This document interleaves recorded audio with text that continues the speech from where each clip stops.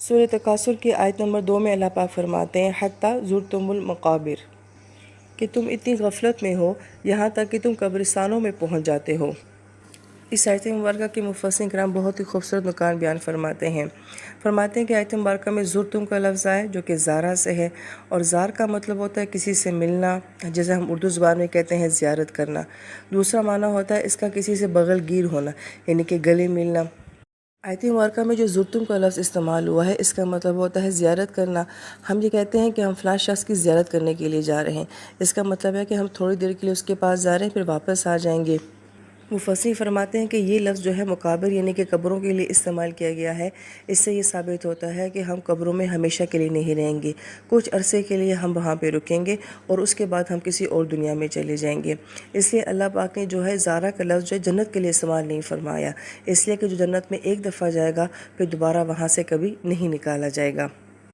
پھر آیت مبارکہ میں زیارت القبور نہیں کہا گیا کہ تم قبروں کی زیارت کرو گے، بلکہ مقابر کا لفظ استعمال کیا گیا ہے، اور مقابر کے شروع میں جو میم آ رہا ہے یہ ظرف مکان کے لیے ہوتا ہے، کسی جگہ کے لیے استعمال ہوتا ہے۔ جیسے کہ ہم مسجد اور مجلس کا لفظ استعمال کرتے ہیں تو ان کے شروع میں بھی جو میم آ رہا ہے تو گویا کہ یہ کسی جگہ کی طرف کی نشاندہی کرتے ہیں۔ تو مفسر کرام یہ فرماتے ہیں کہ انسان کے پاس تو وقت ہی نہیں ہوتا قبروں کی زیارت کرنے کا، اس سے فرمایا کہ جب وہ قبریں جو ہیں وہ مقبرے بن جاتے ہیں، مقابر بن جاتے ہیں، یہاں تک کہ یہ وقت آ پہنچتا ہے تم اپنی غفلت کا شکار ہوتے ہو۔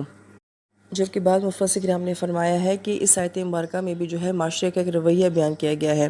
کہ عرب کے کچھ قبائل کا یہ شعار تھا کہ وہ قبروں میں مرے ہوئے لوگوں کے اوپر بھی فخر کیا کرتے تھے کہ دیکھو ہمارے قبرستان کتنے بڑے ہیں اور ہمارے کتنے بہادر ہیں جو کہ ایسے مرے ہیں، ایسے شہید ہوئے ہیں، ہمارے شہید تمہارے شہید سے زیادہ ہیں، ہمارے قبرستان میں بڑے بڑے سردار دفن ہیں۔ گویا کہ یہ مقابلہ جو ہے یہ مرے ہوئے انسانوں کے بارے میں بھی کیا جاتا ہے۔ حالانکہ قبرستان وہ جگہ ہوتی ہیں جو انسان کو بیدار کرنے کے لیے ہوتی ہیں، جگانے کے لیے ہوتی ہیں، دلوں کی نرمی کا باعث بننے کے لیے ہوتی ہیں۔ اس لیے ہم یہ دیکھتے ہیں کہ نبی علیہ السلام بھی قبرستان میں جایا کرتے تھے، صحابہ کرام کا معمول بھی یہ تھا قبرستانوں میں جایا کرتے تھے، صرف اس لیے کہ اپنے آپ کو یہ حقیقت سمجھانے کے لیے کہ ایک دن ہم نے بھی اسی جگہ کے اوپر آنا ہے۔ جیسے کہ جاوید چودھری جو ہیں وہ بڑی اچھی بات کہتے ہیں کہ جب کبھی مجھے اپنے آپ کو بیدار کرنا ہوتا ہے تو میں ہسپتالوں میں جاتا ہوں، جیل خانوں میں جاتا ہوں اور قبرستانوں میں جاتا ہوں، مگر انسان کی غفلت کا یہ عالم ہے کہ اس نے قبروں اور قبرستان کو بھی جو ہے وہ تکاثر کی جگہ بنا دیا ہے۔ پھر بعض مفسرین کرام نے یہ فرمایا ہے کہ زرتم کا لفظ جو ہے یہ زور سے بھی ہے، اور زور جو ہے وہ سینے کے کنارے کو کہا جاتا ہے، جس سے یہ معنی نکلتا ہے کہ جب زندگی کا اختتام ہوتا ہے اور آپ ایک کنارے پہ آ کے کھڑے ہو جاتے ہیں تو اس کے بعد ایک نئی زندگی کی زیارت جو ہے وہ شروع ہو جاتی ہے، لہٰذا موت اختتام نہیں ہے بلکہ ایک اور نئی دنیا کی ابتدا ہے۔ پھر مفسر کرام اس کو ایک اور بڑی خوبصورت انداز میں یوں بھی بیان فرماتے ہیں کہ انسان دنیا میں جب کسی کی زیارت کے لیے جاتا ہے تو خود اپنے قدموں سے چل کر جاتا ہے، لیکن جب انسان اپنی قبر کی زیارت کرے گا تو کیا وہ خود چل کر جائے گا؟ نہیں، بلکہ اسے کندھوں پہ اٹھا کر لے جایا جائے گا۔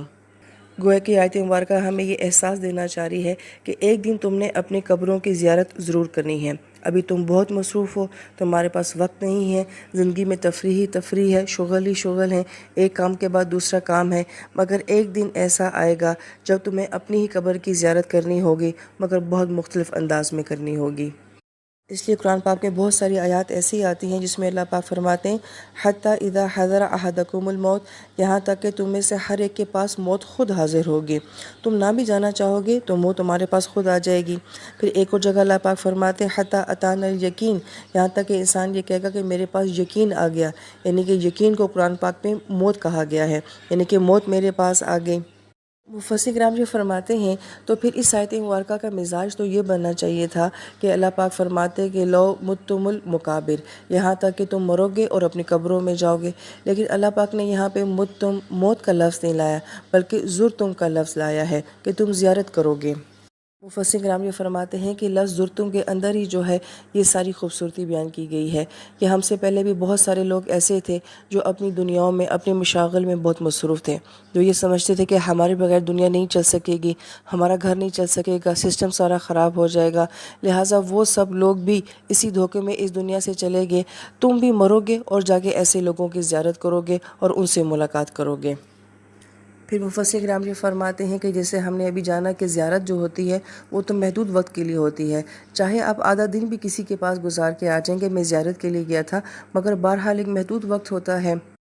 لیکن یہاں پہ یہ سوال پیدا ہوتا ہے کہ جو انسان مر جاتا ہے وہ تو اپنی قبر میں بہت صدیاں گزارتا ہے، بہت وقت گزارتا ہے، یہاں تک کہ اگر ہم شروع کے دور سے مثالیں لینا شروع کر دیں تو وہ لوگ جو آدم علیہ السلام کے دور کے فوت ہوئے ہیں، نوح علیہ السلام کے دور کے فوت ہوئے ہیں، وہ اب تک کتنی صدیاں اپنی قبروں میں گزار چکے ہیں، اور قرآن یہ کہہ رہا ہے کہ تم تھوڑی دیر کے لیے اپنی قبروں کی زیارت کرو گے۔ تو مفسر کرام اس کا بہت ہی خوبصورت جواب یہ دیتے ہیں کہ انسان اپنی قبر میں چاہے کتنا ہی وقت کیوں نہ گزار لے، لیکن آخر کے مقابلے میں وہ وقت بہت محدود اور بہت تھوڑا ہوگا۔ یہی وجہ ہے کہ نیک مومن کو جب قبر سے اٹھایا جائے گا تو وہ کہے گا کہ مجھے میری آرام گاہ سے کس چیز نے اٹھا دیا ہے، ہمیں انہی قبروں میں سونے دو۔ لہٰذا مفسر کرام یہ فرماتے ہیں کہ انسان کتنا عرصہ اپنی قبروں میں رہتا ہے، صدیاں صدیاں اور سالوں سال وہاں پہ گزار کے بھی قرآن یہ کہتا ہے کہ تم نے تھوڑے عرصے کے لیے صرف قبروں کی زیارت کی ہے، لہٰذا اتنا عرصہ جو انسان قبر میں گزارتا ہے اس کو زیارت کہا گیا ہے۔ تو پھر وہ وقت جو انسان اس دنیا میں گزارتا ہے وہ تو اس سے بھی بہت زیادہ محدود وقت ہے۔ ہماری 60-70 سال کی زندگی جو ہے یہ تو قبر کی زندگی کے مقابلے میں بہت محدود ہے، چاہے جائے کہ آخرت کی زندگی وہ تو قبر کی زندگی سے بھی بہت زیادہ لامحدود زندگی ہے۔ تو گویا کہ یہ آیت مبارکہ کیا کہہ رہی ہے کہ تم اپنی قبروں کی زیارت کرو گے اتنا عرصہ وہاں پہ رہنے کے بعد بھی، تو پھر یہ تو تمہارے پاس دنیا کا وقت ہے، یہ کس غفلت میں گزار رہے ہو، کن کاموں میں گزار رہے ہو۔ پھر قرآن کہتا ہے کلا ہرگز نہیں، سوف تعلمون عنقریب تم جان لو گے، ثم پھر کلا ہرگز نہیں، سوف تعلمون عنقریب تم جان لو گے۔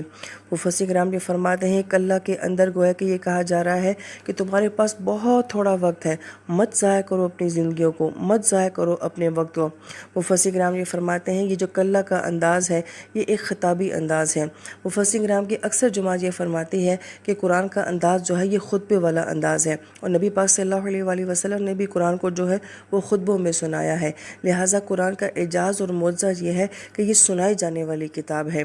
لہٰذا اس کے اثرات جو سننے سے ہوتے ہیں وہ بعض اوقات نکات، تفاسیر اور ترجموں کے ساتھ نہیں ہوتے ہیں۔ اسے صحابہ کرام کیا فرماتے تھے قالوا سمعنا واطعنا، ہم نے سنا اور اس کو قبول کر لیا۔ لہٰذا ہم کلا کا ترجمہ نہیں کر سکتے، صرف اس کو محسوس کیا جا سکتا ہے، اور یہ سننے سے تعلق رکھتا ہے۔ کلا ہرگز نہیں، جو تم سوچ رہے ہو ایسا نہیں ہے، حقیقت اس سے بہت مختلف ہے۔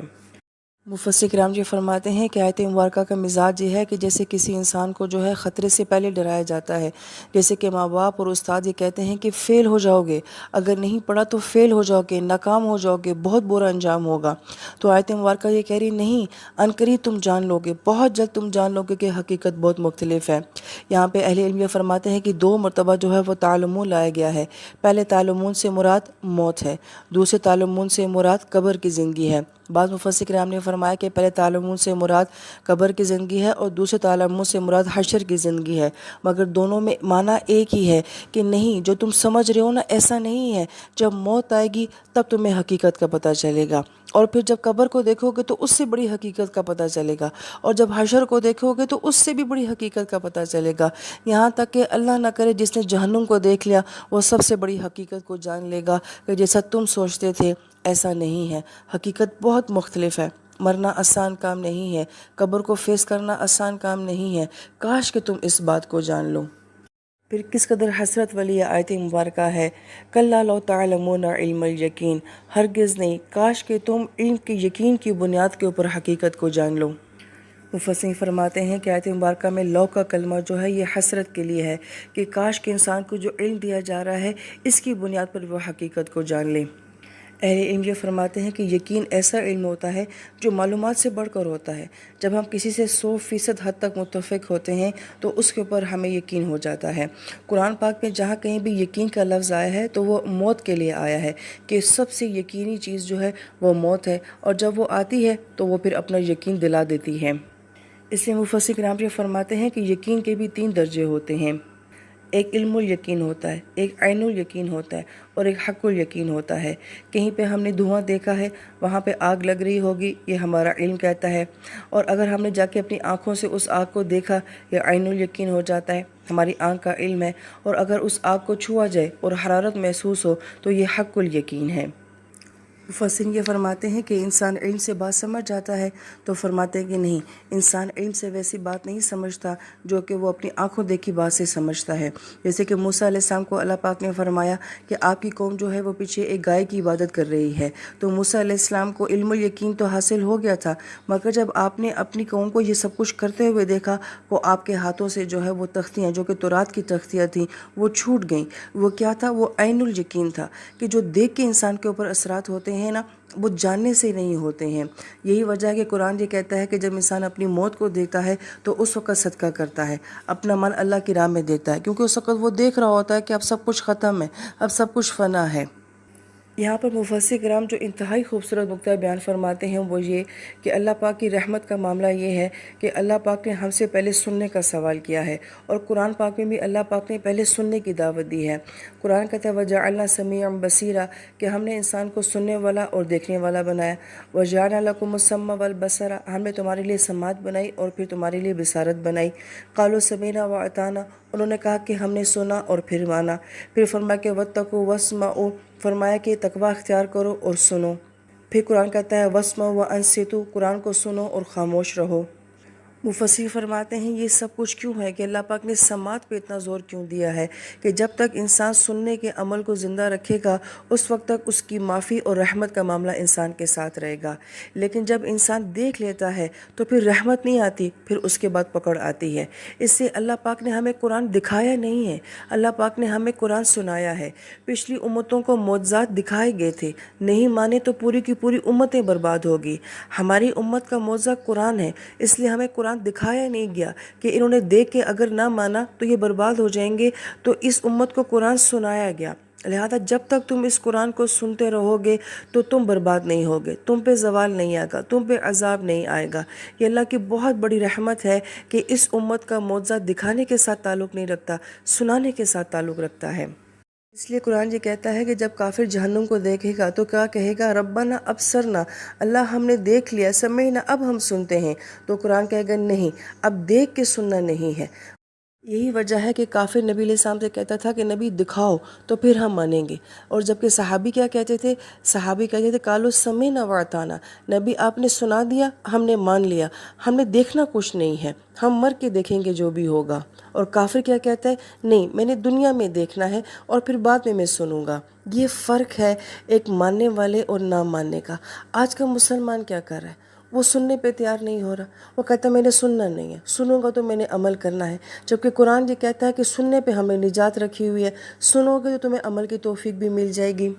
اور آج کا مسلمان بھی وہی جملے بولتا ہے کہ مریں گے تو دیکھا جائے گا، قبر میں جائیں گے تو دیکھا جائے گا۔ یہ تو کافر کہتا تھا، مومن تو یہ بات نہیں کہتا تھا۔ لہٰذا قرآن سے مان جاؤ، سن کے مان جاؤ، یہ بہت بڑی نعمت ہے۔ تو اللہ تعالیٰ ہمیں سننے والا بنائے، اور پھر سن کے ماننے والا بنائے، اور پھر مان کے عمل کرنے والا بنائے۔ آمین یا رب العالمین۔